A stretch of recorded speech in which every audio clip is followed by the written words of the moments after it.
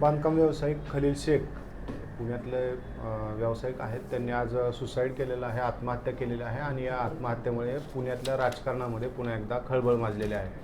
माजी आमदार रवींद्र धंगेकर यांच्या पत्नीचं नाव त्याने व्हिडिओ नोटमध्ये घेतलेलं आहे आणि यामुळं रवींद्र धंगेकर हे पुन्हा एकदा चर्चेत आलेले आहेत. माझ्यासोबत रवींद्र धंगेकर स्वतः आहेत.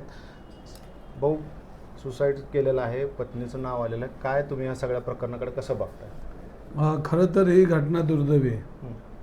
ज्या आमच्या सहकारी म्हणजे आमच्याकडे काम करत होतं या संस्थेमध्ये, ह्या प्रोजेक्टमध्ये, तर त्यांनी असं करायला नव्हतं पाहिजे. काही पैसे राहिले बी असतील, ते व्यवहाराचा भाग होता आणि व्यवहाराचा भाग हा व्यवहाराने मिटला असता. खरं तर हा प्रोजेक्ट ज्या दिवशी चालू केला त्यावेळेला आपण सरकारी सगळ्या परवानग्या घेतल्या होत्या. रेराची परवानगी घेतली होती, महानगरपालिकेची परवानगी घेतली होती आणि महानगर बँकेची बी लोन घेतलं होतं. म्हणजे आमचा प्रोजेक्ट खऱ्या अर्थानं हा कागदपत्रे हा क्लिअर होता. पण एक 2-3 स्लॅब गेल्यानंतर कोणाला तरी स्वप्न पडलं आणि रवी धंगेकर विधानसभेला निवडून आला आणि तिथूनच ह्या प्रोजेक्टला खऱ्या अर्थानं गळती चालू झाली. हा प्रोजेक्ट मंत्रालयामध्ये बसणाऱ्या वक्फ बोर्डच्या अधिकाऱ्यांनी ह्याच्याकडं पत्र व्यवहार करून हा प्रोजेक्ट थांबवला. हा प्रोजेक्ट थांबवल्यानंतर त्याला बराच 2-4 वर्षाचा काळ गेला आणि त्यानंतर आम्हाला हायकोर्टाने क्लीन चिट दिली. आम्ही हायकोर्टात धाव घेतली आणि आज आमचा तो प्रोजेक्ट क्लिअर झाला. पण तो क्लिअर होत असताना मधल्या काळात 4-5 वर्षामध्ये जो आमचा आर्थिक आणि नुकसान झालं, त्याच्यामध्ये काही गोष्टी तांत्रिक राजकीय विरोधक असल्यामुळं त्याच्यामुळं आम्हाला सगळ्यात त्याचा आज जे भोगतोय त्याला कारणीभूत ते आहे. आणि त्याच्यामुळं काही लोकांचे पैसे राहिले असेल किंवा प्रोजेक्ट बंद पडला असेल. पण जी व्यक्तीने ह्या पद्धतीने आत्महत्या केली त्याला 4-5 ठिकाणावरून पैसे येणार होते. आज मला त्यांच्या माहितीवरून हां, तर त्याचे काय पैसे मला नाही वाटत की त्याने आत्महत्या करावं एवढे पैसे आमच्याकडे राहिलेले असतील. किती राहिले होते? आता त्याच्यामध्ये मी माहिती घेतली तर त्याला तो म्हणतोय 50 लाख रुपये काय राहिले, तोच म्हणतोय. पण GSTचे जे पैसे त्यांनी GST भरून आम्हाला जी पावती द्यायची होती ती जवळजवळ 23-24 लाख रुपयाची पावती होती. त्यामुळे त्यांनी ती पावती दिलेली नव्हती आणि मग त्यामुळं त्यांनी मग ती दिली नाही आणि हे दिलं नाही. त्यांच्या चर्चेतून तो विषय पुढे गेला असता. पण तो 22 लाख रुपये आमच्या 22 लाखामुळे तो आत्महत्या करणं असं मला वाटत नाही. हा अजून कुठेतरी त्रासलेला असेल तेही दिसतंय आणि काय ते चुकीचे व्यवहार बी त्याच्या हातनं झाले असेल किंवा नसेल. पण ते झाल्यामुळं त्याने त्या आत्महत्या केली असं तो म्हणतोय.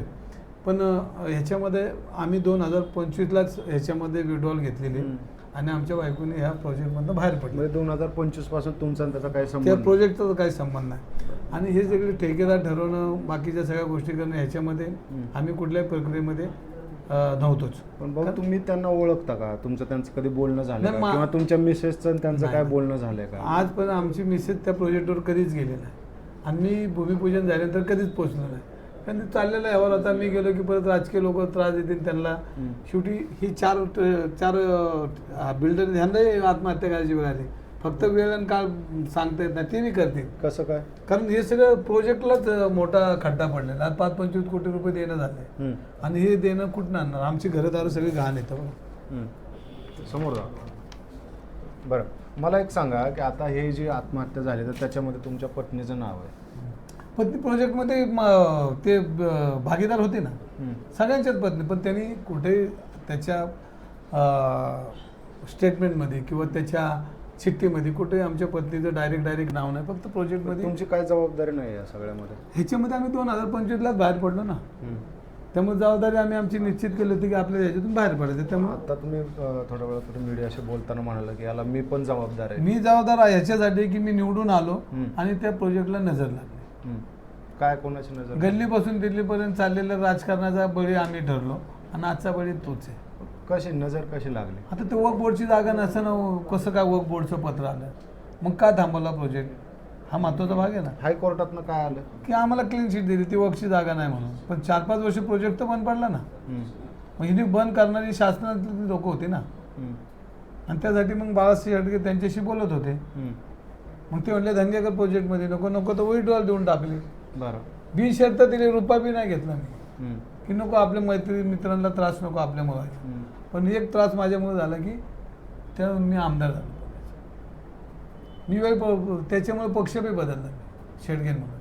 म्हणजे तुम्हाला हे सगळा त्रास होत होता म्हणून तुम्ही काँग्रेसकडून शिवसेनेत गेला. हां, की त्यांची घरं उद्ध्वस्त व्हायला नको. माझं राजकीय उद्ध्वस्त झालं तरी चालेल, पण त्यांची घरं उद्ध्वस्त व्हायला नको, म्हणून मी हे सगळं खाटाटप केलं आणि मी शांत झालो.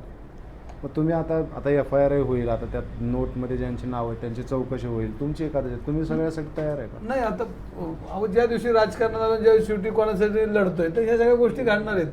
आपलं चूक आहे का? तर 0% चूक नाही. आपण 2025ला बाहेर पडलोय, त्यामुळे आपण त्या प्रोजेक्शन आपलं काही नातं राहिलंच नाही.